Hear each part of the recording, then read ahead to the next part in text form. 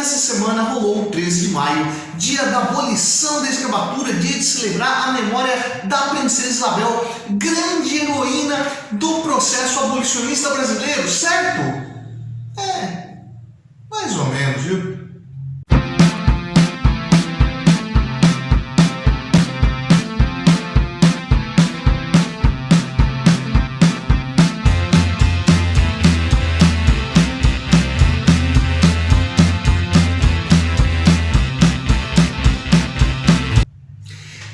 Na videoaula de hoje vamos falar sobre um cara chamado Luiz Gama, um personagem bastante importante para o processo de abolição no Brasil e que muitas vezes é esquecido e lembrado apenas por sua carreira como poeta. Mas vamos ver, quem que é o tal do Luiz Gama?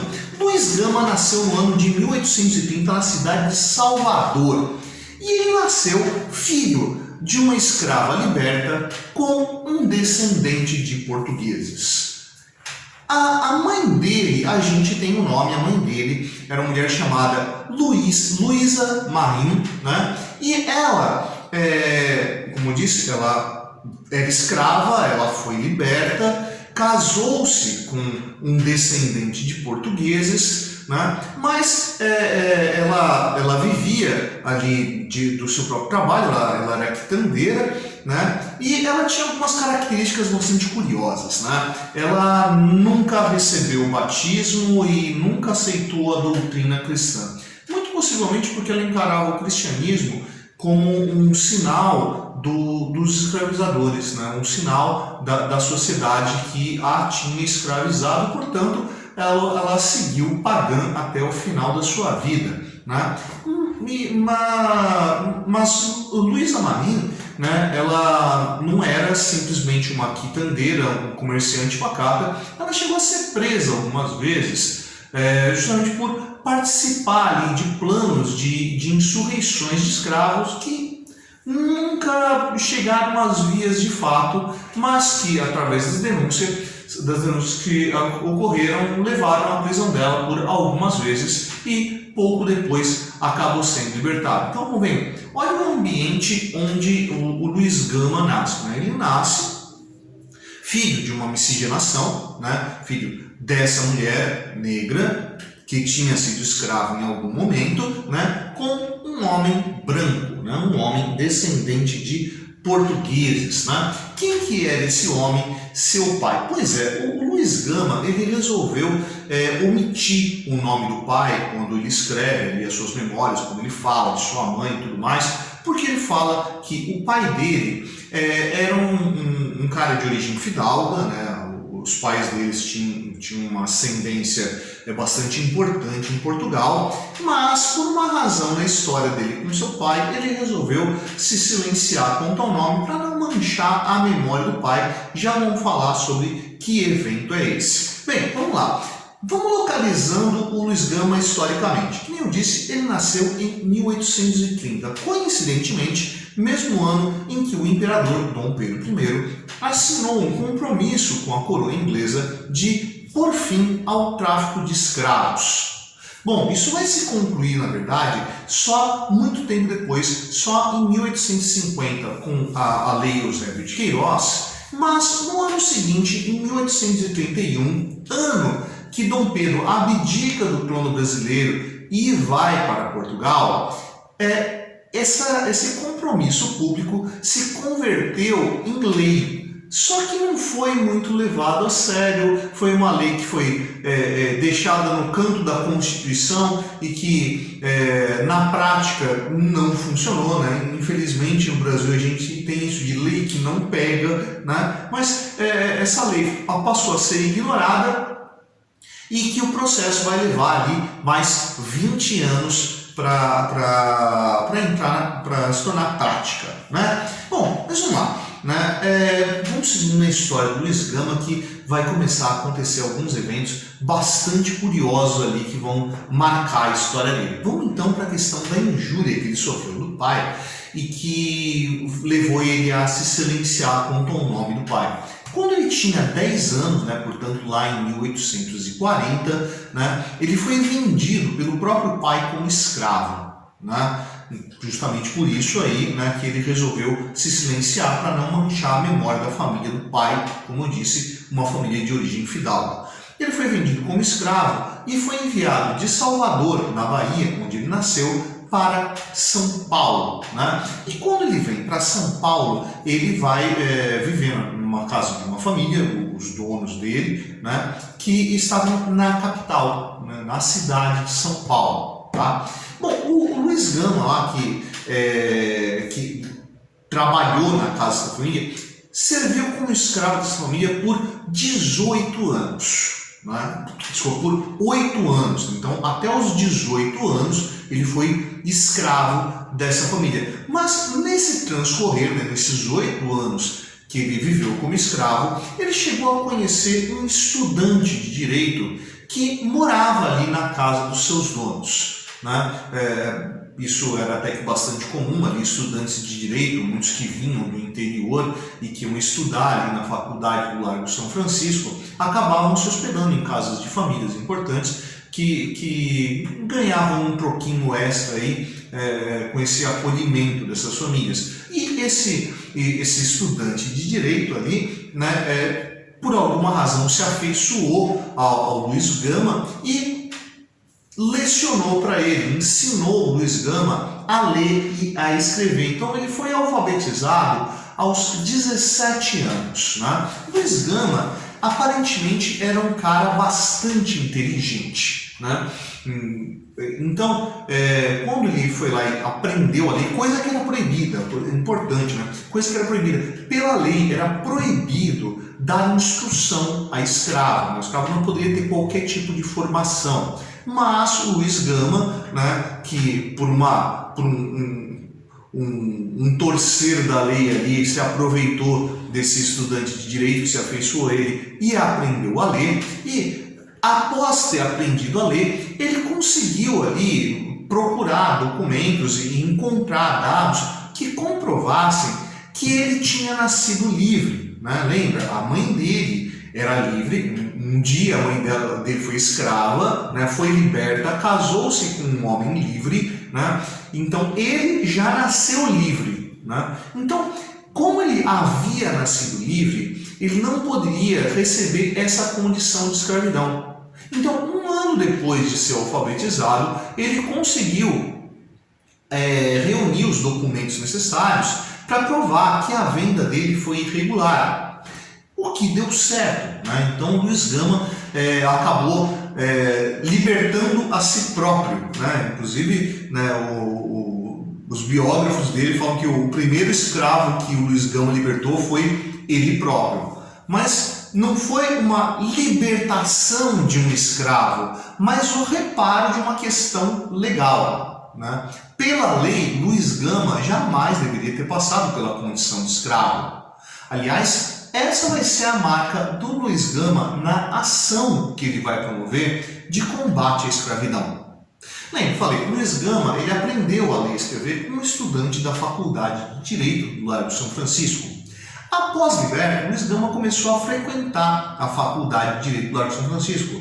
Pô, mas ele era analfabeto até um ano antes, quer dizer que ele entrou na faculdade? Não, ele frequentava a faculdade para ir à biblioteca da faculdade.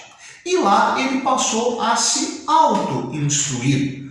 Não só ele refinou a sua capacidade de alfabetização, como ele começou a aprender sobre as questões de direito a partir dos livros que ele encontrava na biblioteca, até tornar-se rábula. O que é o cargo de rábula? Rábula digamos assim, é um advogado sem diploma. Né? É alguém que não teve uma educação formal, mas que tinha uma formação, tinha um conhecimento suficiente, reconhecível pelo judiciário, que permitia com que ele atuasse como advogado, né? Não com esse título de advogado, mas com o título de rábula, né? Por ter conhecimento suficiente para poder atuar ali dentro da área do direito. Bom, vamos lá. O Luiz Gama, como eu disse, né, ele se tornou um atuante quanto à abolição da escravatura, mas justamente nesse sentido de buscar a partir da legalidade a ação que ele deveria gerar para poder libertar escravos.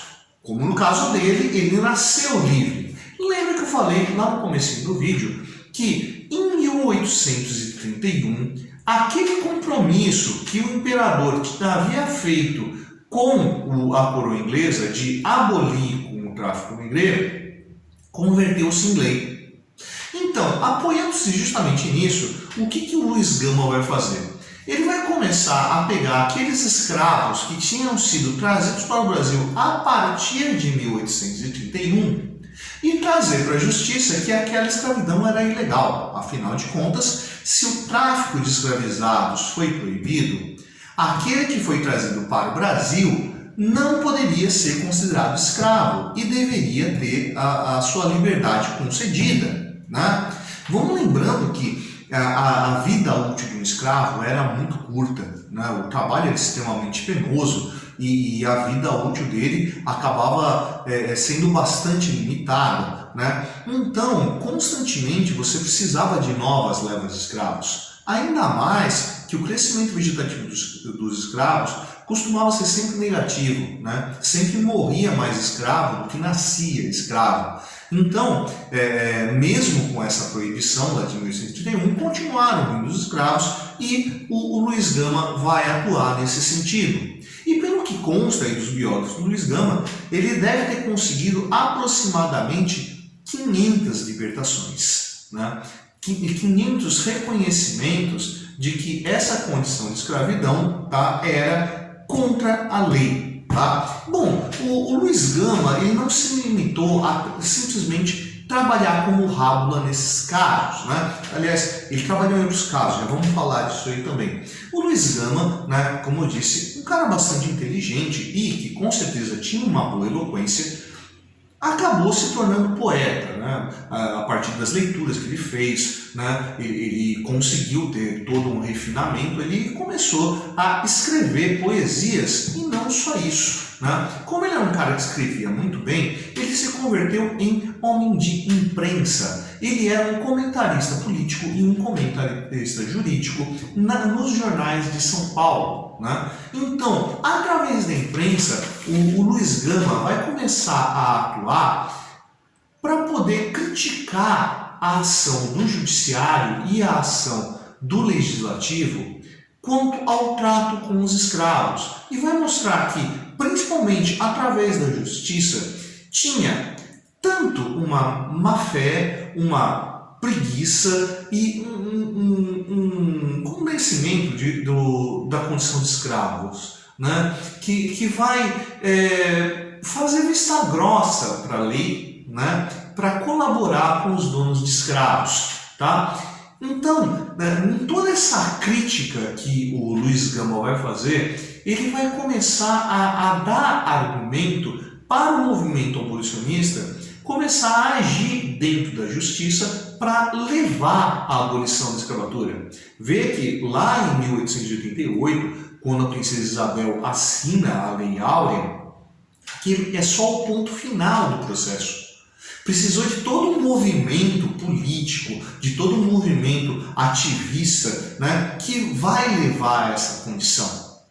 Bem, eu falei, Luiz Gama, rábula, né, vai trabalhar não só nessa questão dos escravos que tinham sido trazidos para cá depois de 1831. Ele vai atuar em outras ações também. Por exemplo, concedendo habeas corpus para escravizados que tinham sido presos por tentar fugir. Afinal de contas, né, a tentativa de fuga era alguma coisa que se esperava que o escravo fizesse, né? Se esperava que alguém tentasse fugir dessa condição de escravos, né? Então, o Luiz Gama vai conseguir libertar essas pessoas da prisão, né? Porque tal tipo de ação não poderia ser considerado um crime, no máximo uma contravenção. Além disso, em 1871, quando foi proclamada a Lei do Ventre Livre, né, entre os artigos da lei, estava ali a possibilidade do escravo comprar a própria alforria. Nisso, o Luiz Gama também vai atuar como um assessor jurídico para esses escravos que queriam aproveitar dessa condição da lei para então tornarem-se livres. Infelizmente, nosso amigo Luiz Gama morreu em 1882, 6 anos antes da abolição da escravatura, o que não permitiu que ele conseguisse ver o resultado da sua ação. Mas a memória de Luiz Gama deve ser lembrada graças ali a tudo que ele produziu, a toda a ação que ele moveu e a todas as pessoas que ele inspirou. Então, importante lembrar que a abolição da escravatura não veio simplesmente através de uma mulher nobre, branca, né, que numa canetada deu a liberdade, mas a partir de muita luta de pessoas como Luiz Gama. É isso aí. E aí, cara, você curtiu o áudio de hoje? Se você curtiu, você vai lá embaixo dar um curtir. Se você não curtiu, você vai lá embaixo dar um discutir. É gentil da sua parte assinar o canal. Essa é a prancha do setor, eu sou o professor Fábio e você não lê. Você deveria estar estudando.